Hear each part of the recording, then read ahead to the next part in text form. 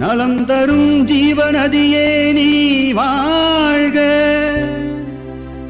சந்தியாகப்பரே நீ வாழ்க.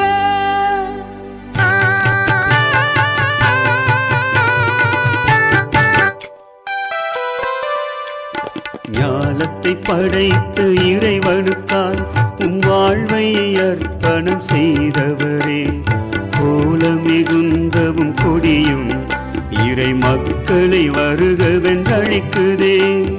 வானிலே அசைந்து ஆட என் மேனியும் சிலிர்த்து மகிழுதே.